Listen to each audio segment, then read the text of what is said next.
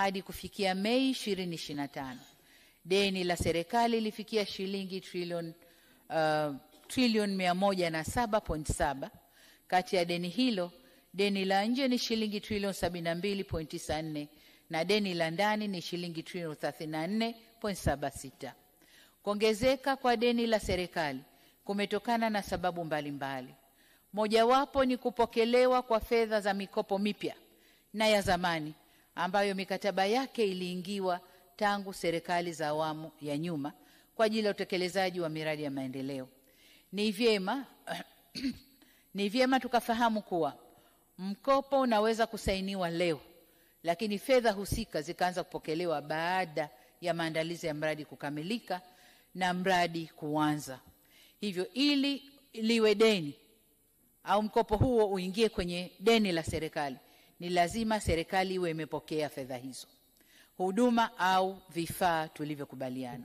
Hivyo ni vyema wananchi wakaelewa kuwa katika awamu ya 6, pamoja na kusaini mikopo mipya, lakini pia tumeendelea kupokea fedha za mikopo ambayo ilisainiwa katika vipindi tofauti na kuongeza kiasi cha deni la serikali. Kwa mfano, awamu ya 6 imepokea kiasi cha shilingi trilioni 11.3 ikiwa ni mikopo iliyosainiwa na awamu zilizopita.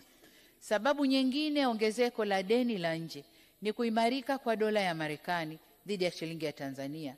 Kwa mfano, mwezi Machi 2021, kiwango cha kubadilisha shilingi ya Tanzania dhidi ya dola za Marekani kilikuwa shilingi 2298.5, wakati mwezi Machi mwaka huu 25 kiwango hicho kilikuwa 2650.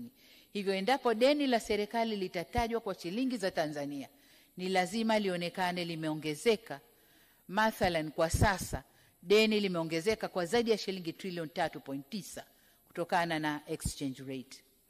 Hatua hii ya kushuka kwa thamani kwa shilingi dhidi ya dola ya Marekani isichukuliwe kama ni hatua hasi, bali ilikuwa ni hatua muhimu ya kukabiliana na mtikisiko wa uchumi wa dunia.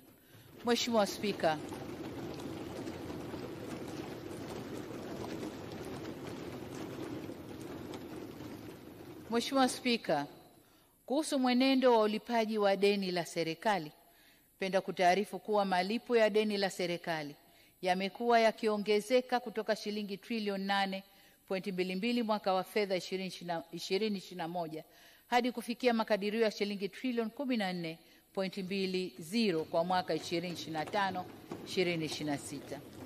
Ongezeko hili ni kutokana na kuiva kwa mikopo ya muda mrefu na mikopo yenye masharti ya kibiashara iliyokopwa katika awamu zilizopita kwa ajili ya miradi ya maendeleo.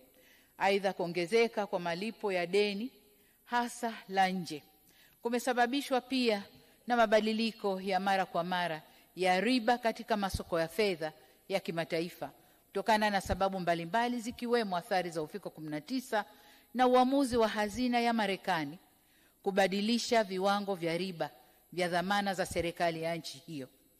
Mabadiliko hayo yalisababisha baadhi ya nchi zinazoendelea hasa Afrika kushindwa kulipa madeni kwa wakati. Mheshimiwa Spika, ongezeko la deni la ndani limechangiwa na mikopo kugharamia miradi maendeleo na kulipa madeni ya ndani yaliyoiva kwa uwekezaji wa dhamana za serikali kwa utaratibu wa kulipia mtaji wa dhamana za serikali zilizoiva. Aidha, tulifanya maamuzi ya kutambua madeni mengine ya mifuko ya hifadhi ya jamii kwa serikali kupitia hati fungani maalumu isiyo taslimu yenye thamani ya shilingi trilioni 2.67. Kati ya kiasi hicho, shilingi trilioni 2.18 madeni ya PSSSF ya waliokuwa wafanyakazi wa serikali kabla ya 1999 maarufu kama pre-99. Shilingi bilioni 400.71 ni madeni ya NSSF ya muda mrefu na shilingi bilioni 63.52 ni madeni ya kampuni ya ubia ya mifuko ya pensheni yani PPP, Pension Property Limited. Kampuni hii ilifadhili miradi ya serikali kwa kutoa mikopo kwa vipindi tofauti kwa ajili ya kugharamia utekelezaji wa miradi ya serikali ambao ni ujenzi wa ukumbi wa bunge hili letu Dodoma, na ujenzi wa chuo cha sayansi ya teknolojia cha Nelson Mandela Arusha. Madeni haya hayakuwahi kuwa sehemu ya deni la serikali. Kiasi cha shilingi trilioni 2.2 kilichobaki kinatarajiwa kuanza kutambuliwa ndani ya miaka mitatu ijayo, kwa kuanza na mwaka 2025-2026 ambapo deni la kabla ya mwaka 1999 kiasi cha shilingi bilioni 630 litatambuliwa na deni la NHIF kiasi cha shilingi bilioni 180 zilizotumika kujenga hospitali ya Benjamin Mkapa Dodoma.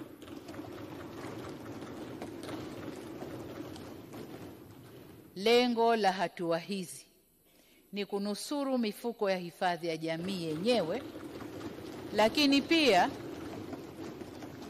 lakini pia kuhakikisha wastaafu wetu waliotumikia taifa wanapata mafao kwa wakati.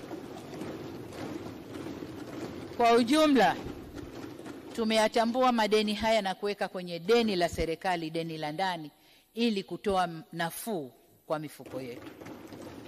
Mheshimiwa Spika, nimeona niyaseme haya kwa urefu ili Watanzania waelewe kuhusu swala hili la deni la taifa ambalo hupotoshwa mara kwa mara.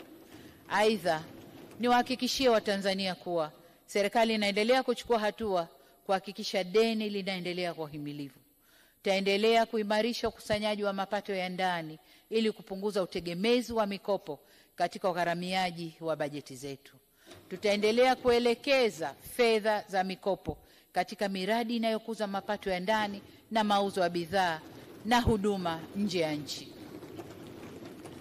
Tutaendelea kuhakikisha maafisa masuuli wanazingatia maandalizi ya msingi ya mradi kabla kuingia mikataba kwa mujibu wa sheria, kanuni na miongozo, ikiwemo sheria ya mikopo, dhamana na misaada sura 134. Vile vile tutaendelea kuimarisha ufuatiliaji na usimamizi wa miradi inayotekelezwa kwa mikopo ili kuhakikisha inaleta tija iliyokusudiwa.